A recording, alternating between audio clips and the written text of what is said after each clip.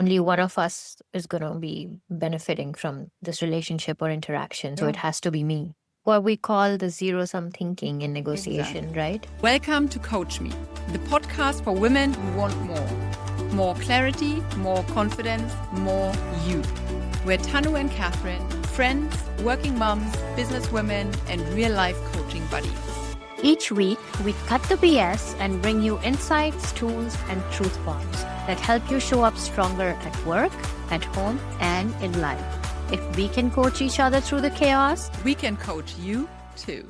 Welcome back to Coach Me. Have you ever walked out of a meeting or a conversation and thought something feels off? I can't quite put my finger on it, but that just didn't feel clean. You know that uneasy feeling, the one that makes you second guess yourself, replay every word in your head, or wonder if you're imagining things.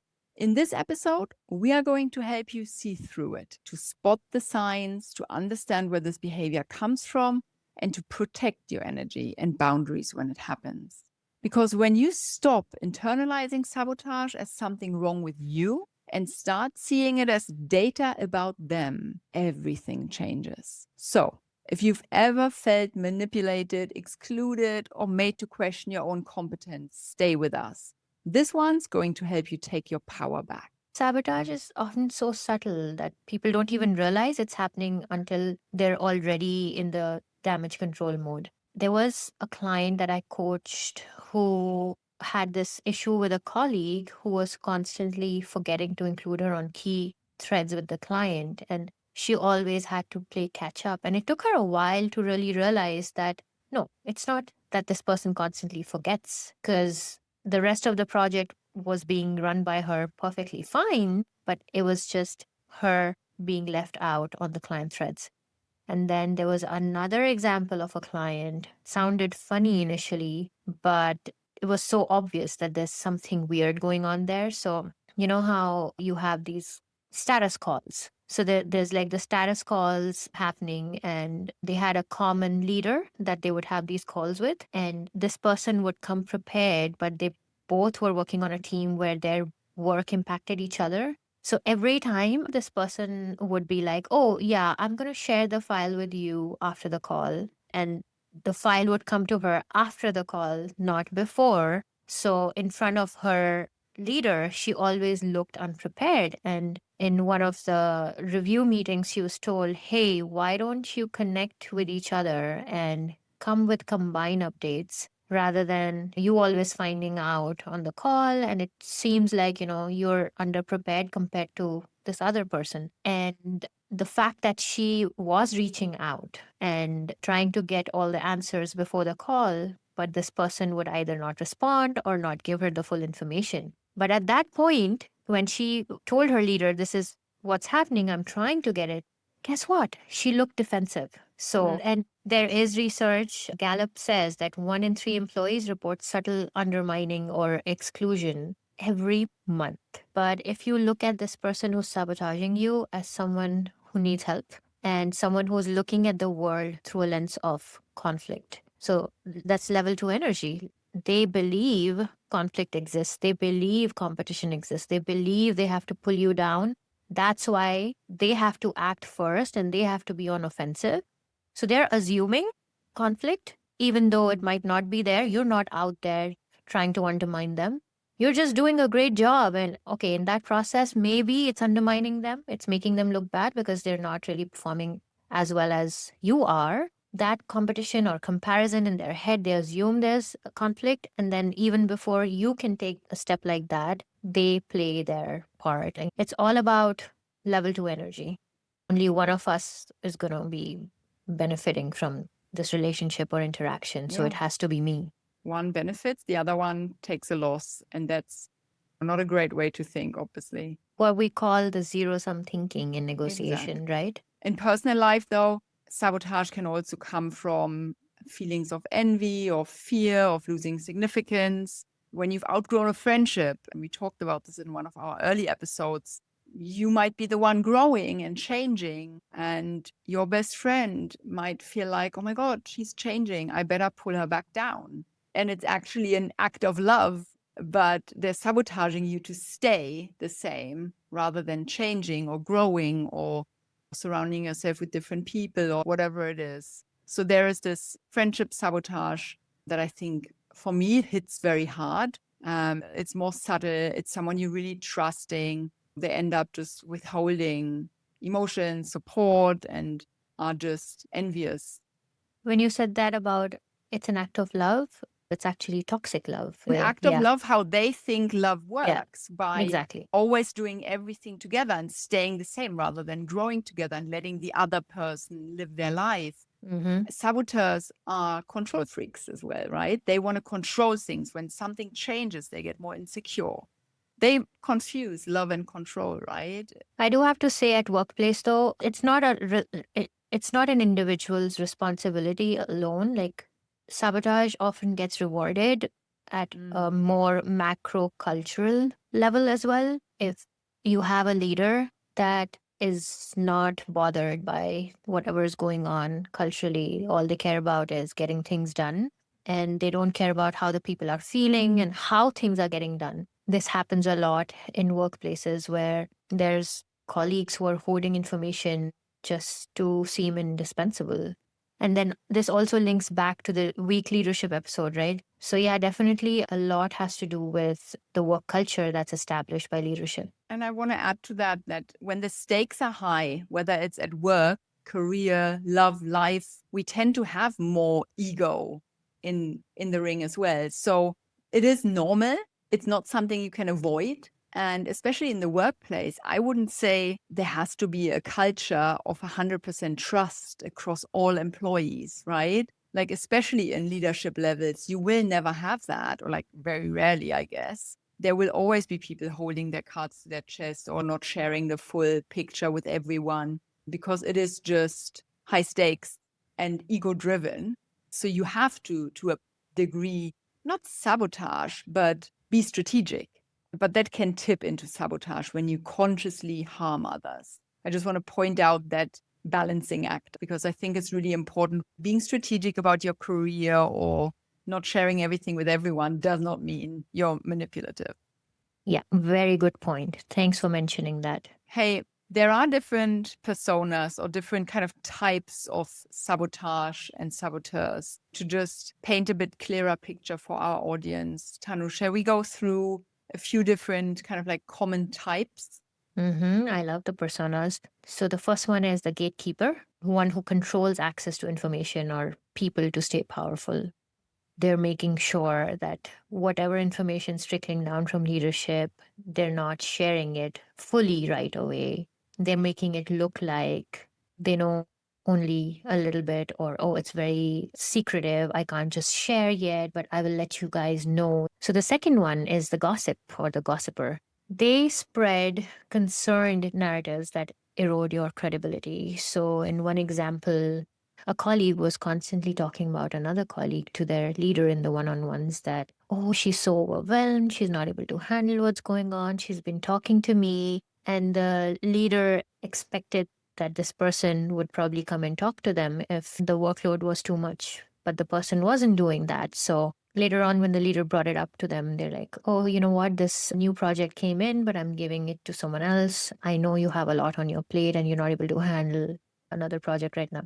And she was like, no, I'm okay. I'm fine. Why? And this happened at one of my previous jobs. So she said, where are you getting that from? I'm okay. I would have told you. So the leader was like, oh, really? Not taking names, but this other person was telling me, you've not been doing okay. You've been overwhelmed. And then it became very clear to her, okay, I see what's going on now. So they actually acted like they're so concerned about this colleague and they're doing the right thing that by bringing it to the leader. But what happened as a result of that was she didn't get another project on the back of it. And it had nothing to do with actually how she was feeling about her workload. Yeah, she was actually just being cut out. Exactly. The next one is the smiler, very friendly on the surface, but ends up planting doubts behind the scenes. They just don't want you to have that moment. That could be a compliment with a twist. Like, you're so brave to wear that. Oh, God, yeah. Yeah. The next one is the ghoster or the ghosts. They forget to loop you in. They claim clumsiness or they were busy, they forgot. Oops, like missing you off of an important thread. Because that moment has passed, right? If you're not on that main thread, you're not on that main thread. Sure, they can forward you that email later on and be like, oops. But wherever, that visibility was being created, it happens in that one moment. And once they know it very well, you miss it, then sure, they've compensated by forwarding it to you and saying, oops, I'm so sorry, I forgot. But at the end of the day, it's your loss. Yeah. That could be someone you think is a friend who then just ghosts you for important commitments or things that just matter to you and just brush it off with something like, oh, sorry, totally spaced out on this one. Or, oops, I missed it. Same thing, where you feel like they're just undermining how important this was to you. So, yeah, watch out for those kind of people. Because they don't actually care. They don't actually want to look out for you. They just want to look good in the moment, but they don't actually care about your career, your next steps, or whatever, right? Yeah. That's the sad part. Yeah. All right. So the next one is the puppet master, the one that manipulates other into doing their dirty work. And this one is a heavy one. Sometimes leaders do that too. They use you to do things for them that they cannot do, especially like weak leaders, because they want to look like the good cop. But at the end of the day, you are the one losing because you're doing their dirty work. It might not seem like a big deal, but this whole situation where you're doing something that's out of your own wheelhouse for someone else because they do not get into a position of doing that dirty work, you're impacting yourself and your own personal brand. The next one is the martyr. This person uses guilt. After all I've done for you, and come on, you owe me, that kind of stuff. And they use that to manipulate. And at work, it might be someone that's covered for you once or twice. And then they come back asking for something that's way too big that goes against your value system. But you feel obliged to give it back or do it for them because they remind you of how much they've done for you, right? And in that moment, knowing that you have a choice always, and just because they did something for you, you don't have to do something back that's of their choice, which is against your own values, is very, very important. So you can pick and choose and decide because relationship is give and take. So if someone's done something for you, you don't have to do exactly the same thing back. You will have other opportunities to return the favor in some other way. And if they're asking for something that does not jive with you, that does not go with your own principles and who you are, you always have that option of drawing the line and creating that boundary. Yeah. This kind of guilt trip, sabotage, where you feel like, oh my God, now I need to make it up to them. It's really important to just stop for a moment and think about how those people make you feel, how those situations make you feel, and what your physical cues were. You need to keep in mind when you leave an interaction feeling drained or self-doubting, your nervous system is signaling a lack of safety. So this is not paranoia or you doubting yourself. It is really you not feeling actually safe around that person. So throughout this conversation, we touched on how you can nip it in the bud by calling it out directly or asking for more transparency. But those tactics and addressing these things head on might not always be enough. We're sometimes in positions where the saboteur isn't someone we can just call out. Maybe it's a stakeholder or someone, a lot more toxic who has a personal agenda or really triggers us and makes us go mad. And that is when we have to move into self-protection. And this is where we want to give you some tools and strategies to get through this and not get triggered anymore. Tool number 1 is called the gray rock technique. The gray rock technique, or gray rocking, it's sometimes referred to as well, is a self-protection method for dealing with manipulative people who feed on emotional reactions. It originated in narcissistic abuse recovery. And the idea is really simple here. It is to stop providing emotional fuel to manipulative people. You're just becoming a gray rock, a colorless rock. When someone thrives on provoking reactions, you just become boring, like a gray freaking rock. You stay calm, minimal, factual, and you just respond with very short and neutral statements like, noted, thanks, I'll check on that. Those kind of, not snappy, just short answers, emotionally free answers. And over time, those people who are trying to trigger you and trying to cause drama or try to trip you, they lose interest because you're just not feeding their drama. You're not giving fuel to the fire. That also works in professional settings, especially with colleagues or bosses who love controlling whenever there's chaos. And usually people don't have very emotional reactions at work, but there are certain bosses that would probably yell and shout and huff and puff and throw things. Their entire body language shifts towards aggression. And if you become a gray rock to them, they know nothing's bouncing back and they're not really getting anything out of you. And then take your time to respond, not react. I love Grey Rock for that. Totally. I love being this gray rock. Nothing can upset me. But sometimes it's just not enough, right? We can't always just be so emotionally collected and cut off. So there is a second tool, a second technique we want to share with you today. When gray rocking is not really the right option or doesn't feel like it aligns with you, then you could try yellow rocking. The yellow rock technique is a little bit of a softer evolution of gray rocking. It's used when complete emotional detachment just isn't possible. Like, for example, when you're co-parenting or you have team members you must engage with. So with yellow rocking, you stay calm and neutral, but you add a little bit of a light, polite tone to maintain professionalism or politeness. And it sounds like this. Oh, thanks for the update. To keep us aligned, I put the next steps in a shared doc. Or I appreciate the perspective. I'll stick with the agreed plan. You're pleasant and consistent and crystal clear. It's a warm tone, but they're cool boundaries. I love that.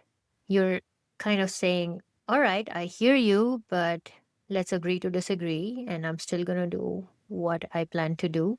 Totally. It's really important to know when you need to get help, when putting that personal protection first and removing yourself out of their firing line. Because we can go mad staying around toxic people. It is harmful to us. We don't just have to put up with it. Yeah. And the more we normalize talking about it, the less power it holds over us. And I have to say this to the smart asses who are sabotaging other people, who think they don't notice, they don't understand what you're up to. Please think again. You know, when you are playing that game of missing them out on that email or purposely hoarding information and keeping people out, people are noticing. People know what you're doing. People are talking behind your back. So today you might win by getting that additional project, or you win by getting praise from your leader or that promotion. But again, game theory, right? Long term, you're going to lose. You will be found out and your reputation will catch up with you. People will not trust you as a leader. So at some point, it's going to come back and bite you in the backside. So when someone tries to manipulate, exclude, or confuse you, remember it's a reflection of their insecurity, not your inadequacy. You don't have to match their energy. You can choose to be calm, grounded, and communicate and set up clean boundaries for yourself.